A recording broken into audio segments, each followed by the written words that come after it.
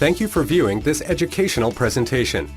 This module discusses prostate problems, in particular, non-cancerous enlargement of the prostate called benign prostatic hyperplasia, or BPH. The prostate is a chestnut-sized gland situated at the bottom of the urinary bladder, the place where urine is stored.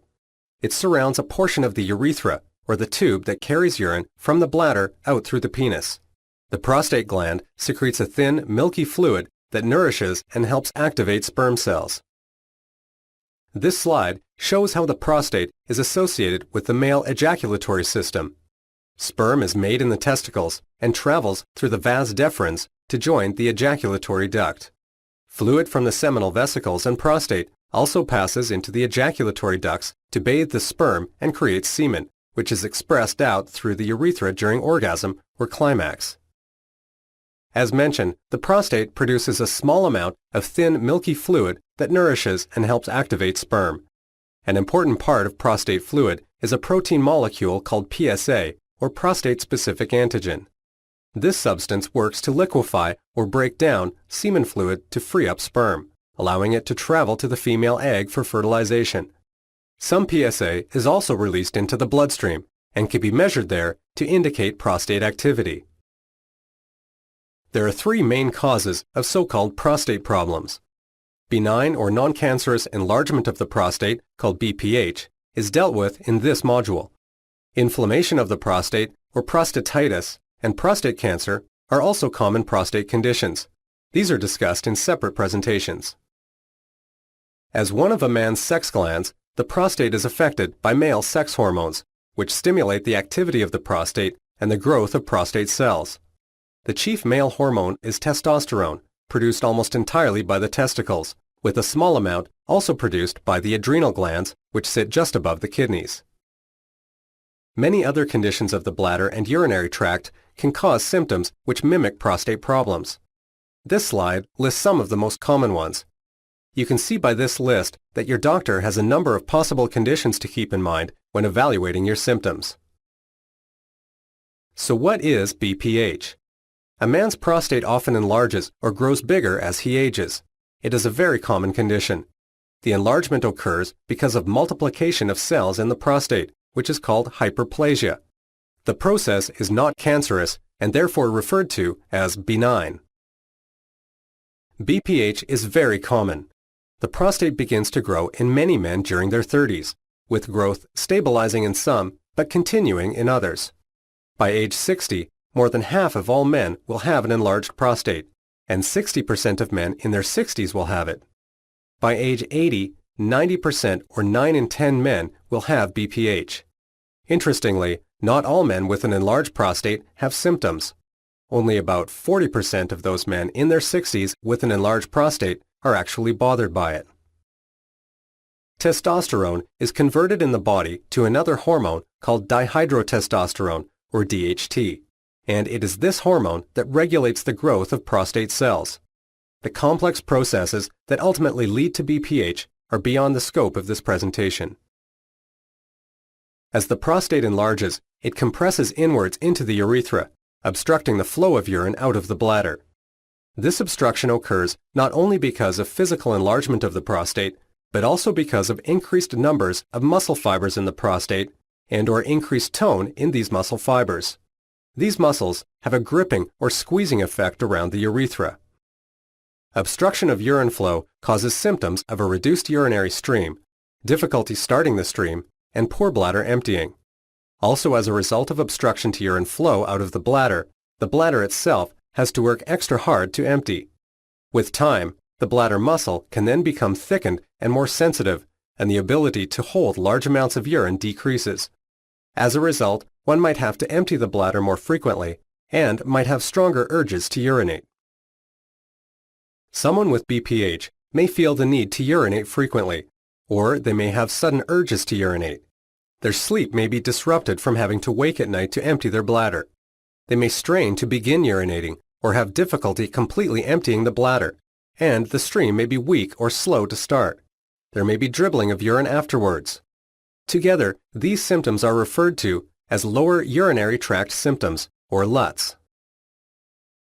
When left untreated, BPH can lead to a total inability to urinate, called urinary retention, which requires insertion of a tube into the bladder, or catheterization.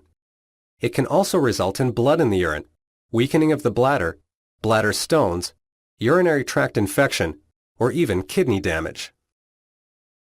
Having said this, for most men, BPH is not life-threatening. It can, however, be embarrassing, inconvenient, and uncomfortable, and can significantly impact one's quality of life.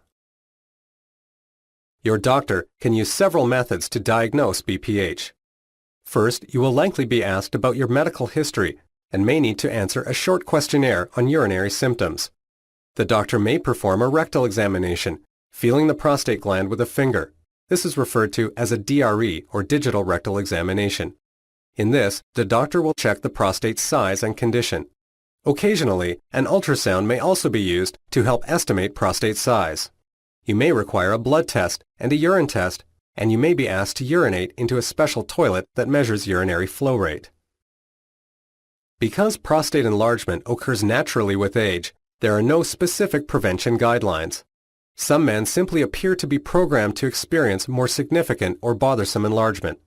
At present, there are no clear ways to naturally alter this programming and prevent or slow prostate growth. Treatment for BPH is usually recommended for the following reasons: bothersome symptoms which affect one's lifestyle, worsening symptoms where one is at risk of progressing to a more serious situation, and unwanted consequences of obstruction, including urinary retention, infection, kidney failure, bladder stones, and bleeding.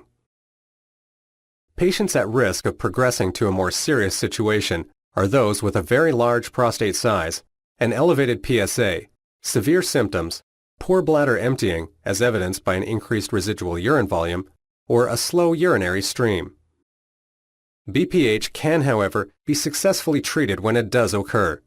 Treatment options include lifestyle changes and regular monitoring of symptoms, supplements and phytotherapy, medications that relax the muscle within the prostate, called alpha blockers, medications that shrink the size of the prostate, called 5-alpha reductase inhibitors, medications to relax the bladder, called antimuscarinics, combination therapy, using different types of medications together, or surgical therapy.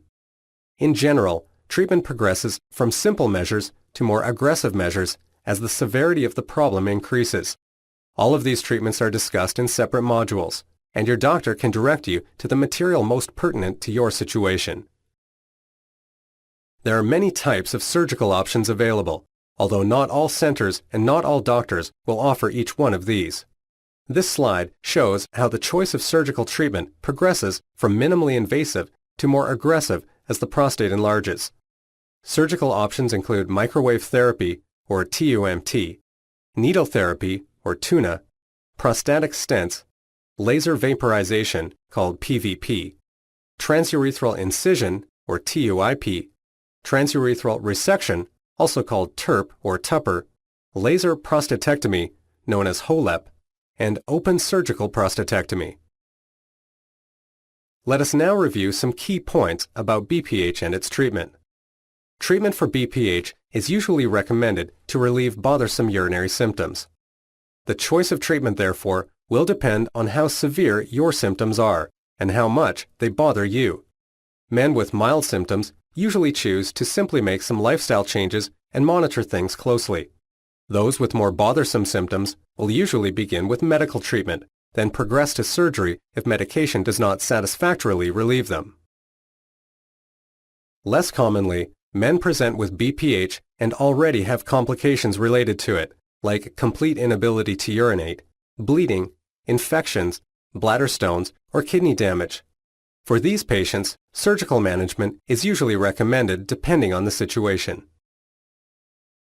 There are many issues that you and your doctor may need to discuss in choosing the best treatment for your situation.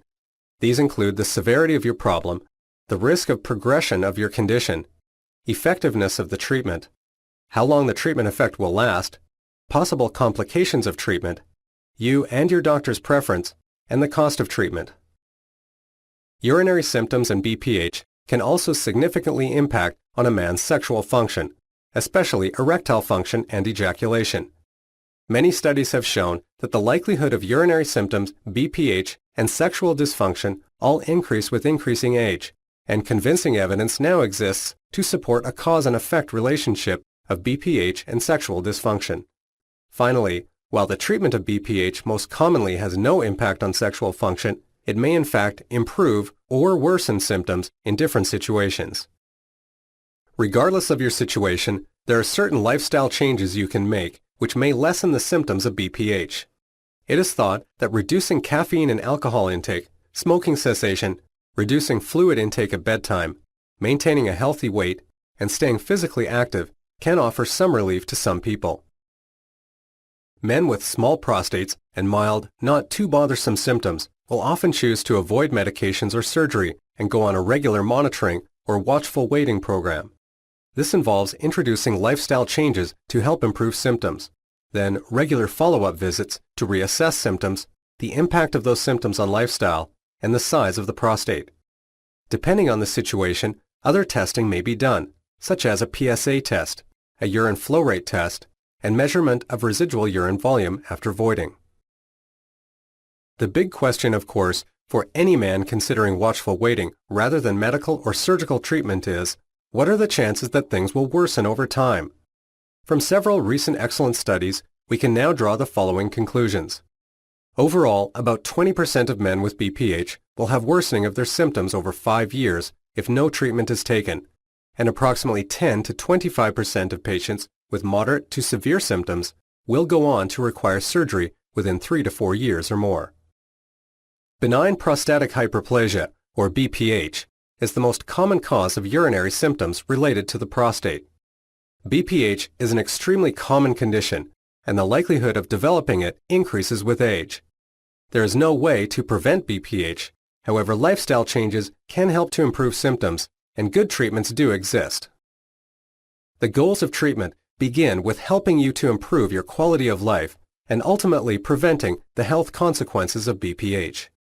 The choice of treatment can depend on several aspects, including severity of symptoms and degree of bother, the presence of complications due to BPH, the risk of progression or development of complications, the preference either of the patient or physician, and the effectiveness and side effects of the treatment. This slide lists some of the many resources available where you can find more information about prostate problems and BPH. These current references were used to assist in the preparation of this module. All of these are available through your local medical library or the internet if you are interested in more detailed reading on this subject.